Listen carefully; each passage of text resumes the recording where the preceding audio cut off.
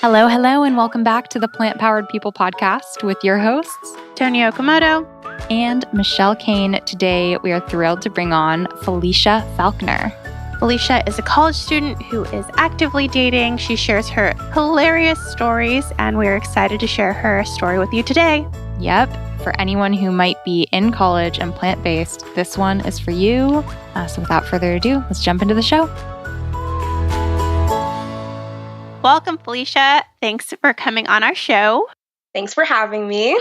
We're so excited to have you here. How did I discover you? I think I've discovered your videos randomly on YouTube. Did I just email you out of the blue? No, I actually emailed you. I was reaching out to a bunch of different people on Instagram, and I think I found you on Instagram, and then you emailed me. I included the link to my YouTube because I was like, I don't know if you'll like me, so you can look at my videos to see if you do. And then you were just like, oh my gosh, I love them. And then since then we've kind of been in communication. I totally remember that now. Yeah, I get a lot of random emails from people, and usually I don't have time to kind of go into the wormhole of really looking at their content, but I remember clicking through and watching some of your videos and being like, oh my gosh, this is so nostalgic because I went vegan when I was in college and you were in college and you were just sharing such just raw experiences of what you're going through in the moment. And I just think you have such a beautiful energy and you're so fun to watch and listen to. So yeah, that is awesome. So glad we found each other. And with that, can you tell us a little bit about what you do, where you are in life? So right now I'm 22. I don't know if I should say I'm in my fourth year or my fifth year of college. Technically my fifth year. I'm located in the Toronto area, which is a really great area for the vegans. But apart from that, I guess I do YouTube and other things like that. But most of my life is consumed by just endless reading and writing papers and suffering through lectures. I was just in the Toronto airport yesterday. Was today? No, 2 days ago. 2 days ago, I was in Toronto. And then 2 days before that, I was in Toronto. I was speaking at the London Veg Fest. And oh, that's so cool. It was pretty cold in Canada. I'm not going to lie. I'm not used to it. And I looked up for my talk because I was going to mention the weather. But you all say Celsius. And so I did a conversion. And what is it? 24 degrees Celsius is how warm it is here where I live. That sounds beautiful. It's so cold today. I think it's -1. It's snowing outside. Oh my gosh. Yeah, it was snowing when I got there and it was freezing. Anyway, very cool that you're in college. As Michelle mentioned, both of us were inspired to go vegan in college, and we would love to talk more about that. But first, can you tell us about what life in Canada is like for the standard diet? What are people eating usually? What did you grow up eating? What was your family eating like? I would say it's pretty similar. Honestly, Canada is just the annoying little sibling to the US. We just kind of copy everything that you guys do. So I would say our diet is pretty similar to American diet, but I don't know, just lots of fast food, McDonald's, Wendy's, A&W, but then just also if you're trying to be healthier, I guess, maybe you might have some grilled chicken or whatever. But my diet growing up was a bit different because my parents are both Jamaican immigrants. So I grew up eating a lot of Jamaican food. It's I don't know, curry goat and oxtail and plantain and a ton of things like that. But bun and cheese on Easter. I guess it's I don't know, American. Pretty much. Cool. And when did you decide to start eating healthier and then go into vegetarianism or veganism? I actually decided to start eating healthier when I was in high school. Honestly, growing up, I feel I was one of those kids, you're just walking outside, you're why do they look like that? Why do they think it was okay to leave the house like that? That's, and at a certain point I was just okay, I'm going to start actually putting effort in. So. But wait, can you tell us what that is? So what did you look like? And you should definitely send us a photo so we can drop that in the show notes. Oh my gosh, if I can find, I feel I deleted a ton of them and privated them on Facebook because I was so embarrassed. I would never leave the house unless I was I was always in a graphic t-shirt. I wore my hair in that super high bun, but I would use I would always have a headband on, but sometimes it wasn't even a real headband. I don't know if any of you played soccer or something, but there's this, I didn't even play soccer, so it didn't make sense that I think it's called pro wrap. Yeah, I would use like pro wrap as like a headband. And it's like, why was I doing that? I don't know. I totally remember when that was like the cool thing to do outside of sports as well. Yeah. Michelle played soccer and that was her jam.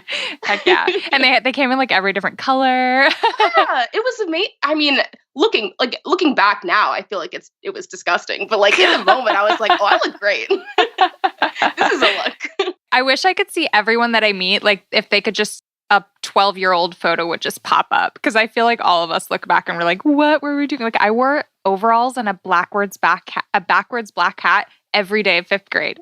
Like what? I was It's just cute. a part of growing up. Tony looks exactly the same, decade after decade. I always envy those people. You're lucky, Tony. Anyway, you saw other people walking down the street and you were like, whoa. I need to get my life together. This is the moment. So I think in like grade 11, I started like working out and kind of like being more conscious of like the things that I was eating. But it didn't even like really occur to me to go vegan until I was like in university.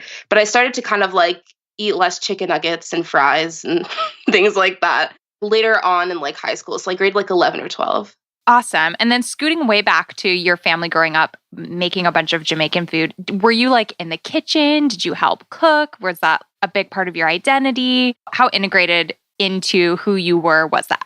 So I would say that my main role when it came to cooking food was actually just eating it. I am just like completely lost in the kitchen. Like even now, like I'm like slowly getting better. I was not a big cook. Like my mom always like preferred to like cook like on her own, like kind of like do her own thing in the kitchen. And so I never really like had to like have those skills. Yeah, I'm just like two left feet or two left hands, I guess, in the kitchen. Like it's just awful. Yeah, that's kind of how I was growing up. And so it made it, once I got to the point where I went vegetarian and then went vegan, I feel like it's a whole other level of challenge when you start having to make your own food, but you have no experience in the kitchen. It forces you to learn how to cook. I can cook now because I'm vegan. Like I had to learn how. Same. So what was that like? Like when you first decided to start kind of changing up your diet, how you were eating? Take us through that journey. Honestly, it was kind of, I guess like the first change is, so I'm vegan, but I'm also gluten-free. And I became gluten-free before I went vegan. So I was having like some just like health issues. My mom ended up bringing me to like a naturopathic doctor, and she was just like, okay, like you can either cut gluten out or you can suffer forever. It's your choice. So I decided to cut out gluten. And then like a few months after that, I became vegan. I would say like the gluten-free part was like a huge adjustment, but I feel like since I had like a huge shift just a few months prior, I was still kind of like in this like phase of like instability. So like going vegan for me was kind of like, okay, this is just like another thing to adapt to. But it was hard because I don't know, like obviously like you need to season your food, but like to be honest, like when you're cooking with meat, you can get away with not really putting in that much effort. So I definitely remember like the first few meals that I made just like tasting like dust. And it's like, I don't want to eat this way. So it was kind of like a difficult adjustment. So for the first little while, I kind of had to have like the internet hold my hand and just kind of like walk me through like step by step how to make just like basic meals so that I could survive. That is really wonderful that you had the internet. When Michelle and I became vegan in college, we did not have that luxury. There were like 2 or 3 blogs at that time. There was also something called VegWeb, which had all of these user-submitted recipes, and that's what I used. But mostly, I went to the library and checked out books. I ate a lot of ramen noodles and cereal and soy milk and pasta. And not even good soy milk, like nasty soy milk. Yeah. Cool. So then what inspired you to become vegan? I actually watched a documentary called What the Health. It's kind of funny because I had it in my Netflix list for a while, but it's one of those things where it's like, you know, that I don't know, not that like you're wrong about something, but it's like, you know, something is probably going to like change your mind about something, or something's probably going to like shake things up a little bit. So you kind of like avoid it for as long as you can. So I had it in my list, and I was like, I don't really want to know what's in my food because I feel like it's just more comfortable living this way. And my sister actually texted me, and she watched the documentary and was like, you need to watch this. Like, I feel like I might go vegan because of this. It's like, you need to see this. And so right when she sent me the text, I was like, you know what, like I've had it in my list forever. I'm just going to watch it. And after watching that documentary, it was like, I literally could not bring myself to eat anything like non-vegan. Like originally after watching it, I was like, I'm going to finish off all of the non-vegan things that are in my cupboard and my fridge right now. And then afterwards I'll go vegan. But like, I literally couldn't bring myself to even do that. Like, I was just like, I'm just going to give this stuff away. I just need to do this now. So did your sister end up going vegan too? She didn't end up going vegan. She was going through like, said she was going to go through like phases. So like cut things out slowly. I think right now though, she's like resting at like, she's pescatarian. That's something. Yeah. And was she eating an unhealthier diet before then? Yeah. So she was eating like everything, like, so like beef, pork, everything, like chicken, turkey. So now she's like definitely scaled back. That's awesome. That film has changed so many people's lives. It's like mind-boggling. Tony was actually in that film. There's like a portion of it where they're in the grocery store talking, and Tony like explains how to eat plant-based on a budget, right? Mm-hmm. And we were there in LA actually watching the premiere of What the Health, and we were with Tony's cousins who we were staying with at the time. And I remember watching the film. It was our first time seeing it, and as soon as it was over, I was like, every single person who watches this movie is going to leave a changed person. I just like felt it, you know? And we go home with her cousins and they are like, okay, we're vegan. And they went and they cleared out their fridge. They took out like the yogurt and the milk and they just dumped it, and they went shopping the next day and they're like, what can we buy? What's vegan? The cool thing about it is that they went because I was in the film. They were just being supportive, loving family members. We were staying with them. They had no intention of learning about vegetarianism or veganism. They just went because they wanted to be supportive to me.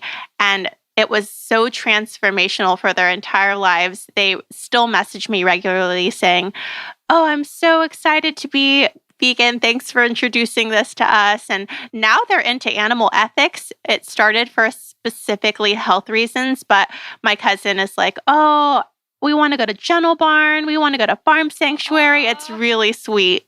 I can't wait to go back this year because we stay with them pretty much every year that we go down to LA for an event called the Natural Products Expo. And I can't wait to go back this year and like make food together and just see how much has changed. That's so cool. So you mentioned you went vegan at university. How has that been for you? I know that. Oh, wait, are you living in the dorms? No. Okay, so you have a kitchen. Yes, I do. Thank God. Awesome. So take us through that scenario when you went vegan in college, in university. How did that go? It was hard. It was really difficult because I feel like, I don't know, like a part of the college life is you just like don't eat properly. Like that's like part of like college culture. So I was like really used to, which is awful, but I was really used to just like being able to just like grab whatever on campus. Like, okay, well, I'm going to be like staying late in the library. Like, oh, I'm just going to like go grab a burrito. Like, I'm just going to like go grab like $1 meal from like Wendy's or whatever. So it was really hard, like making that like shift to just like, okay, well, now I can eat at every single restaurant on campus to like, okay, well, now I can eat at like 3. Yeah. And I don't know about you, but when I was in college, there were like 3 options for food. I didn't have a car, so I could eat at the dining hall on the north side, the dining hall on the south side, the vending machines on campus, or there were like maybe 3 to 5 restaurants I could walk to. What's that like for you? Like, how much do you have access to on your campus? My university, it's kind of like different from like, I don't want to say like different from like other, well, it kind of is, because on our campus, we have like, it's like this area called York Lanes, where basically they call it a mall, but it's not really a mall. It's almost like a mini food court, like within campus. So we actually have like almost like a mall food court on our campus. And so there are like a lot of different food options. We do have just like normal like college style dining halls, but I'm also really lucky to have like a ton of like actual restaurants, like Wendy's and like Thai Express and Zteca. I don't know if any of those will sound familiar to anyone, but they're real chains. So I'm lucky to be able to like have access to a lot of things, but then also unlucky in the way that like now, like I can't, they're there, but they're not for me. Yeah, I went to my half-brother's college graduation, and he had the same situation. There was so much on his campus all spread out of like food court style, and he had Chipotle and like all of these familiar places that was nothing like my experience, where I had paid for the dining hall, I had to eat in the dining hall, and the dining hall was not vegan friendly. So that's awesome that it seems like the trend is moving away from that like one spot to eat situation. So how did you manage that? Like what were you able to eat? Like what did you do? I had moved off campus at that point. But I kind of, oh my gosh, my memories are so foggy from this time. But I remember working with the dining hall director, trying to bring more vegan options on campus. But the way that they do it is they'd have like a veg week where they'd bring a lot of vegetarian and vegan options that were labeled for veg week, and then they'd take them off again. So like we'd eat really well for a week and then not so well, but it got them used to like making more creative meals and stuff. And this was at like the very early time where very few people on campus were vegan and no one was really speaking up about it. And I am sure that's changed so much. We were just like in that very beginning stage of trying to advocate for those existing. But I ate I had a mini fridge, I remember, in my dorm, and then we also had access to like one kitchen on the dorm floor, so we had like a microwave and stuff. So I would get things that I could easily make myself, but it was a lot of very simple meals that were the same thing day after day after day. It's also becoming a lot easier here in the United States with initiatives like the one that our friend Christy Middleton is running, where she's trying to bring vegetarian and vegan options into college campuses. And it's common I went to UC Davis and they have a soy milk machine and they have just mayo in a pump. It was so cool to see these options available in the college cafeteria. Yeah, on our like progressive California college campuses. But even across the country, we, like Josie in one of our episodes that is coming up, was talking about how she goes to these rural communities and brings options to them at their college campuses, which is so cool. Yeah, well, isn't the first vegan cafeteria on a college campus was in Texas, right? Yeah, so that's the last place you'd ever expect it. Like an entire vegan cafeteria? Yeah, which is crazy. Yeah, they had this big like vegan kind of I don't know, it was pretty awesome. Anyway, so you're vegan in college. You're finding like some spots that you can kind of eat at. You're not used to cooking at all, but you have a kitchen. What happens next? Do you start playing with more recipes? Like, do you start kind of venturing out further to find some vegan restaurants? Like, when do you discover apps like Happy Cow that makes that easier? Take us through that. And what's it like with friends? Like, your friends are going out to eat. You're probably going to go where they're going.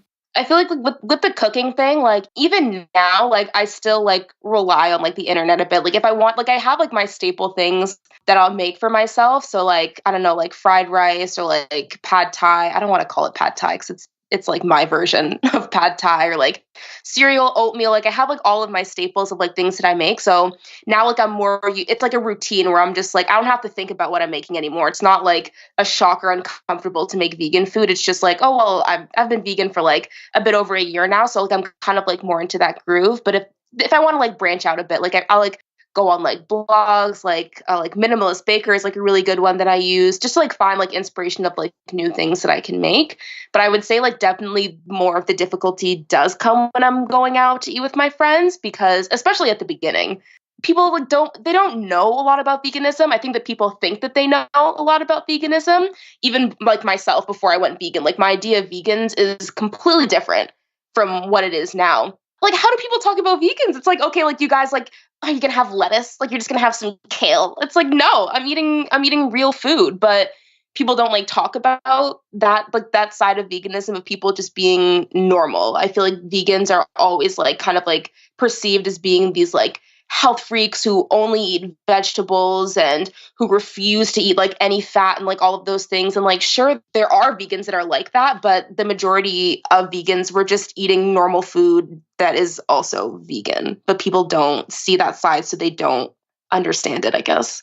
So you said you have some meals that are in your rotation and that you're familiar with now, but what do you take for snacks to class? Ooh, okay. So recently I have developed a very serious love for it's this brand called Made Good. They have these like little granola bites.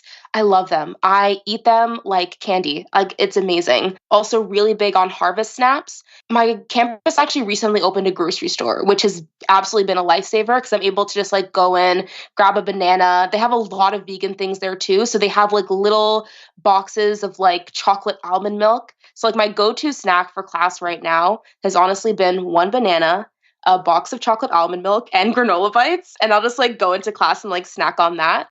I don't know, like things like that, like chips. I consider fries a snack. So like fries too. Yeah. Are you working in addition to classes? Yeah, I am. So I work part-time actually at my university. What do you do? I don't even know how to describe.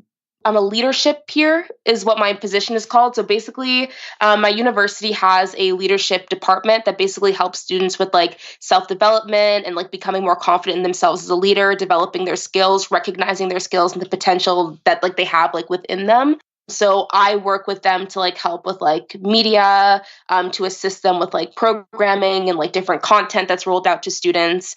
So yeah. And have you found that you are saving money with your vegan diet, or do you spend more money because you're eating a lot of pre-packaged foods? Honestly, I feel like the amount of money that I spent as a non-vegan and as a vegan is relatively the same. Like I haven't noticed that I spend more money like at all. I would say like when I do see like kind of like hikes in like my spending is when like I'm going through like those. I feel like everyone goes through those phases where you just get tired of cooking for yourself and you're like, well, it's here, so I'm just gonna buy it. And so like when I'm like, if I want to buy like a box of like vegan mac and cheese, for example, it's like that's obviously gonna cost more than just like buying like I guess like a quote unquote like a normal box of mac and cheese. But for the most part, when I'm just like living my life normally and I'm not, throwing my body away to the wind and just eating crap all the time, for the most part, it's pretty manageable. It's the same as it was before. Speaking of vegan mac and cheese, I watched a video where you put away 2 boxes of vegan mac and cheese, and I was so impressed. I was like, damn, that's a lot of mac and cheese. Tony, I can't believe you're impressed. This is the woman that always orders double noodles, double ramen in her ramen noodle soup. Well, after Sean came on the show and said he eats triple noodles, I'm put to shame forever, but 2 boxes of mac and cheese. And I'm going to put that video up on the show notes. The plate is like, it's a huge plate. Yeah, I wanted to dig into that so hardcore. Like, I feel like we would be instant foodie friends if we were in the same place, you guys. It's just so good. That video was about dating, and that's something I'm super curious to hear about. You're in college, you're dating, and you're vegan, and you're not only dating, but you're dating online through apps. And I know my own experience, which I can share at some point in this episode, but I would love for you to share some of the stories of people that you've met and how, if they've been receptive to your veganism or if you only date vegans or how it all works. I've actually never dated a vegan. I don't think I've ever met, so I'm straight. I've never met a male vegan before, I don't think. But yeah, so I feel like the worst thing that's happened to me, it's been kind of hard. It's made it like a bit more difficult. It's not that like I can't get like any dates at all now, but it's just like kind of like a bit more difficult to navigate.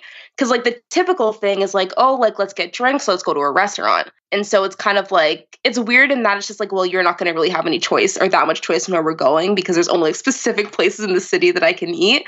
Especially since I'm like gluten-free, I like have to eat at vegan restaurants because they're the ones that cater more to like vegan options. So I remember I was talking to this guy on Bumble and we were having a great conversation. Like, I don't really know I do know where things went wrong. So we were planning our date and so I was just like, yeah, we can just like go to a restaurant. And like, by the way, like I'm just letting you know that I'm vegan. So it's probably going to have to be at a vegan restaurant. And then he just never answered me after that. So vegan is not on your profile? No, I don't put it there. I don't want to say that I hide it, but like kind of because like I know what people think of vegans. Like I don't want people to like see me and then automatically be just like, oh, like she's vegan, swipe left. So like I want to be like, oh, like look at my personality shine. I'm so cute and like funny. And then just like, and I'm vegan too. And like, I don't know, because I was at my sister's birthday dinner and this guy mentioned, or we were like at like a buffet and this guy noticed that I was only eating like a select few things like over lettuce. And over again. Yeah, because that's like all that like, go to a buffet, it's like you're gonna be disappointed. I think like all I could eat at that entire buffet was cucumber rolls. Like that was it. I was just eating cucumber rolls the entire time. And he noticed it and he's like, oh, are you vegetarian? And I was like, no, I'm actually vegan. And he literally separated himself from me and like gave me this face like, oh, like you're vegan and like leaned away from me. So I'm trying to avoid that reaction from people. So that is hilarious. So how does that go? Because inevitably, then it kind of like leads to the situation where, as you're describing, it's like even more of a shock/surprise once people find out. Have you had any experiences where you've been like on the date already when they find out you're vegan, and like how does that go down? I usually tell them before, especially because it's like we're going to a vegan restaurant. They'd be like, okay, well, like, why? But I do remember being on a date with someone, and they didn't know that it was an all vegan restaurant. I feel like maybe they just thought like, oh, like I'm gonna go to a restaurant that has like vegan options. So we were like on our way to the restaurant together, and he just kind of like he ran out of the blue, was just like, oh, so like this restaurant has like non-vegan options too, right? And I was just like, no, it's a vegan restaurant. Like, weren't you listening? And he just like went into a panic. He was just like, what? What? I thought it was just like only part vegan. Like, I thought there was other like non-vegan stuff there. I was like, no, like it's just a vegan restaurant, but like don't worry, like you'll be fine. Like they have really good stuff. And he just went into like a panic. Like as we were like riding by, he was like pointing at restaurants. He's like, oh, like we could have eaten there, or we could have eaten there, we could have eaten there. And I'm like, why are you so afraid? Like, And how many dates had you gone on with this person? this was our first date. Wow. That's so funny. So what happened when you got there? Did he try the food? Yeah, he tried it and he loved it. But the thing is, like, before we went in, because like I could tell that he was like scared, and I was like, I don't know why you're so like, what are you expecting to like see when you open the menu? Just like water. So like I asked him, like, what do you think is gonna be there? He's like, I don't know, like vegetables. And like that's the thing, is like what I'm saying is that when people think of vegan, they're just like, oh, like they're just eating like plain like boiled broccoli with some salt on it. And it's like, no. I think he ended up ordering what, like a cheeseburger or a BLT. And he was ordering it, and he was just like, a BLT? What's the B? If it's vegan, what's the B? And he ended up loving it. I think it was like tempeh bacon or something like that, but it was like he loved it. He loved it. That's awesome. That's so awesome. So do you feel like, I mean, it's tough when you're dating because it's hard enough to find someone you're compatible with. But then when you're finding people who are like, I'm vibing with them, things are great, and then you bring up the V word and they like fly in the other direction, running away frantically. Is that tough? Does it make you feel frustrated or like lose hope? Or you're just like, man, when I find someone who gets it and isn't judgmental and everything, that's just going to be one more sign that like this person is awesome. I would say like it definitely is frustrating, because it's like, it's not even like it's like I'm doing anything wrong or there's anything wrong with me. It's just that like people are just like, you know what, like this girl is super attractive. I think she's so funny, but you know what? It's a deal breaker that you don't want to eat dead animals. And it's like, what? Like, why is that the one thing that would make you like run from somebody? It's like, I'm not doing anything wrong. So it's kind of frustrating, especially because I feel like, and my friends always say, they're just like, Felicia, like I can never imagine you just being with a normal person. You're just like too weird. So it's already like kind of hard for me to find people that like I do like vibe with. So like to find someone that you vibe with, like that guy that ghosted me, to be like, oh, we're having like a great time, and then like I tell you that I'm vegan, and all of a sudden it's like you're just not interested. It's frustrating, especially because just dating in general is already so frustrating. Just adding on that extra layer, it's kind of just like, let me just delete this app. Yeah. When I went vegan, I was in a relationship, like a longer term relationship already. I had been with a guy for, I don't know, several months, and we ended up dating for like over a year. And I remember like we had a pizza place that we would go to when I was vegetarian, and we would split a pizza, and half of it would have no meat on it, whatever, easy.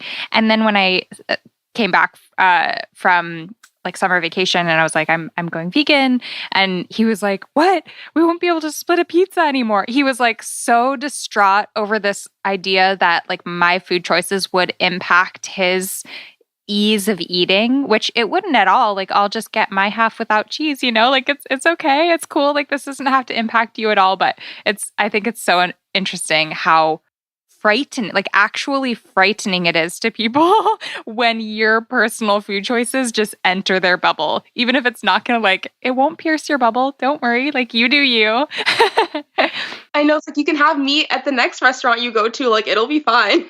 So I'm in a relationship now, but I dated online for quite some time. I would say I dated about 30 different people from the internet. And it was a really interesting experience. And I first had vegan on my profile and then took vegan off of my profile and just put vegetarian, which I found was like made people like me so much more. But there was this one person in particular, and it reminds me of a story that you just told of like they like you, they like your personality, they think you're attractive, but then they find out you're vegan. So I think it was Bumble, and I had matched with this person, but we had never communicated. And I'm a swing dancer, and I was swing dancing at a bar.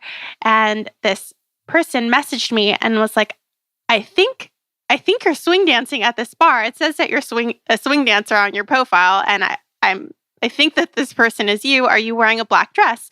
And if you know me, I mostly wear black dresses. So yes, I was wearing a black dress. And we started talking. He was really attractive. He was a doctor and was really nice and funny. And then we were texting, and he found out that I was a vegan. And then it was like everything that we had talked about meant nothing. And he was like, I just want to tell you up front that I am never going to be vegan. And I was like, I didn't ask you to be vegan. This is awkward. But it was just so bizarre that just my being vegan made him feel so defensive that I would try to change him or that I would try to impose my beliefs onto him. And that was not the case at all for me. Yeah, it's hard. It's weird. I've had like that happened to me too. I was on a date recently, and within like, oh my gosh, like within like 15 minutes of us meeting, this guy just started to go on this tangent about how he could never give up meat and how he loves cheese. But it was just like, but the weird thing is like, I didn't even bring it up. It's like you're just deciding to go on this tangent about how you could never go vegan and like you could never do this. But like, I completely relate. It's like, well, I'm not asking you to do like any of those things. I'm not forcing this on you. But I feel like a lot of people, it's like their first thing like is to just like get defensive. I feel like people think that like just by virtue of you being vegan, you're judging them or you're going to try to force something on them. And I feel like that's kind of like a part of it that like people like find you unattractive after that, because it's like they automatically assume that you're judging them and that you're going to be this pushy person who's screaming meat is murder at the dinner table. And it's like, well, no, like I'm literally just living my vegan life. I'm not going to like force you into anything, but you also don't have to go on this like weird defensive tangent about how you don't agree with me and how you're never going to change your ways. It's like I didn't even start this conversation, so I don't know why it's happening. Yeah, and we're making this seem like an impossible thing, but I had a lot of fun dating different types of people who were not vegan, people who were not in social circle. And I ended up dating someone for a couple years who was not a vegan, and he became vegan. And even when we broke up, he stayed vegan. And then his new current girlfriend, who wasn't vegan, is now vegan. So because we had other things in common and we had this really solid foundation and friendship, it turned into something that introduced him to all different types of things surrounding veganism, not just food related, but animals too. And then it trickled on from there. So I know we're making it seem like it's a little bit impossible to find someone, but there are people out there who are super nice and will accommodate you and support you and also maybe even change. Yeah. And it's like, it's interesting because when you step into a new relationship, usually everything's like giddy. You love everything about the other person. Like it takes months or even years to start like nitpicking people down. But throwing the vegan factor in there is kind of a nice like little test to see like, how does one react to something that's a part of me that's different from them, you know, that you kind of have to acknowledge a bit sooner. And I think how people react to that, if they're just like comfortable, like, oh, that's awesome. Good for you. Like, tell me why you're doing that. Oh, I support it. You know, like that's a beautiful thing to see that come out of someone. Have you had any like really positive experiences when you share that with guys that you're dating? Yeah, I went on a date a few weeks ago, last month sometime. And when he already knew that I was vegan. I was set up with him by like one of my friends. So he already knew that I was vegan. And like when we started like talking, he was just like, yeah, I'm actually at the grocery store right now, just picking up some ingredients to make some vegan chili. Just wanted to try it out. Like, I was like, oh, Okay. Yeah, like it was really sweet. And like he was super open to like going to like the vegan restaurant. He was like really excited about it. And it was just like that was actually the first time that I'd had like a positive experience where someone hadn't like gotten really defensive or been kind of like up in arms about it. So it was like really refreshing and also kind of like what we're doing now, kind of like a nice breath of fresh air of just like, okay, you know what, like there are people out there that aren't going to make this a huge deal and aren't immediately going to like shut you out because of this. Like things didn't end up like working out, but it was just like nice to at least be able to like have that experience of like, okay, well, you know what, like there's hope. There's someone out there. Yeah, and like PSA for anyone who's listening who might be on the dating scene, who might not be plant-based or vegan, like you don't have to ever be willing to go plant-based or think about going vegan to be awesome, supportive person in a relationship. Like it can be as simple as being like, wow, this person that I really like is plant-based. Like maybe it'd be cool for me to look up a recipe and make a cool plant-based meal. Like it gives an opportunity for something extra thoughtful that you can do for people. And also it's just like, there's ways to be supportive and kind and open-minded without having to feel threatened in your own like choices. Yeah. I thought you were going to say PSA, Felicia is single in Toronto. That too, everybody. I was like, oh gosh, where is this going? You can find you can find the link to her dating profile. No, just kidding. We got you, Felicia. We'll send all the good ones your way. Oh, wow, thanks. I appreciate it. On that note, we're going to get things wrapped up, but are there any resources that you recommend for people listening who are either in college or who are dating, or just advice that will help people along on their plant-based journey?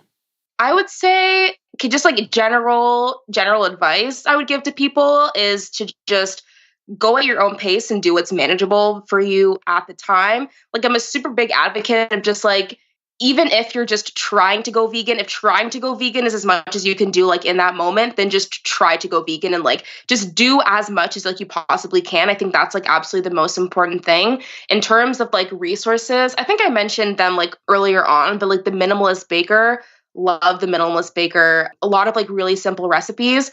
There's a YouTuber that I watch called Emily Ewing. She's a chill vegan on YouTube. She posts a lot of what I eat in a day videos, and I love her videos because they're super just like very like simple and basic, just like what normal people eat. There's no like fancy like flair, just like you have to like go search for this like specific seed in like the rainforest to make this meal. It's just like very simple, everyday college student food, and I absolutely love it. And then me. Yeah, so tell us about your resources. So I have my YouTube channel. So it's by Felicia. It's BYFELICIA. So funny, by the way. It's Thank you. very clever. I was like tortured with that for like months. So I was just like, you know what? Let me capitalize off of this a little bit. But yeah, so my channel's by Felicia. I do like vlogs, just like random videos. And I also throw in like a few recipe videos here and there whenever I learn how to make something new. I'm just like, let me share this. I also have my website, so FeliciaFalconer.com, and all of the recipes that I've ever shared online, you can find them there. And yeah, also my podcast, The Vegan Inquisition. So tell us about your podcast. I've listened to a little clip of one of them and I was like, oh my God, this is so good. And I have it like ready to go and I can't wait to like binge listen to a bunch more. But tell us a little bit about your podcast. So my podcast is basically just, it's literally just like 30 to 40 minutes of me complaining because I feel like, so basically it's like a storytelling podcast. So like I basically just like tell stories about some of the weird things or sad, awful things that have happened to me like since I've gone vegan, but I always tell it in like a comedic way. So like it's still entertaining. So like I've told stories about like chefs making me like weird food that no one would even feed to like a sewer rat and being like, you're vegan, you'd eat this, right? Or just like stories about like going on like dates with guys and like them doing weird things. So basically it's just like a storytelling podcast that shows like the not so bright side of veganism. What I love about it is we all go through these experiences when you decide to eat in a way that's different from mainstream. And a lot of times you're alone going through them and you come home and you're just like crying in your bedroom, like, oh, this person was mean, or like this food is awful, or just all of these experiences. But your show and your podcast and your videos just shows how you can have such a sense of humor about what's happening. And all of these like really traumatic or sad or just funny experiences are stories you can tell later. Like they're making your life rich and exciting with hilarious experiences that you can look back on and laugh at later. I feel like it's important because like otherwise it's like it doesn't really make sense to like sit there and like wallow in that like sadness and feel discouraged. It's just like honestly like at the end of the day it's like it's kind of like awful, but you do kind of just have to be like, okay, like I'm just gonna like pick myself up and like get over this. And like I've learned to kind of like be like, you know what, like this is terrible to go through like in the moment, but it's like it'll make a good podcast episode. So it's fine. Yeah, it's so important to be able to find the humor in things and just have like that positive outlook on. And that's important if you're going to stick with this for the long haul, because you have to be able to like develop a backbone to take the well-meaning but kind of cruel jokes and everything and just like have a sense of humor about it all, or you will literally go crazy. And I think that that's a good message in life in general, is sometimes life is not that glamorous and fun and exciting, but you can have a good outlook and be positive and tell these really not so fun stories later and maybe get a chuckle. Yeah. Well, thank you so much, Felicia, for coming on our podcast. We really appreciate it. We're definitely going to drop all of your links in the show notes at plantpoweredpodcast.com. Thank you. It was so nice talking to you guys. Yeah, this is awesome. And I get questions from younger people all the time on YouTube who are in college, struggling and needing guides and needing advice. So I'm excited to be able to point them to this podcast, but also to all of the resources that you create in the world. So thank you for the work that you do and for joining us today. All right. Thanks for having me. I hope you guys enjoyed that episode. I have been watching Felicia's videos and I just love her vibe. And I knew this was going to be a fun conversation and I hope you guys enjoyed it. And if you want to help us out, we have a Patreon and we're so excited because we now have 3 Patreon supporters. Woohoo! You guys know who you are. Thank you so much. It really means the world to us. And yeah, there's a lot of time, energy, equipment, thought that goes into making this, and we want to keep it going, keep it strong, so your support really does make a big impact. You can get the link to that and all of the show notes at plantpoweredpodcast.com. And we will see you guys there. Thank you guys for listening. Don't forget to subscribe, leave us a review if you feel so inclined on iTunes, and we'll see you in the next episode. Thank you. Bye-bye.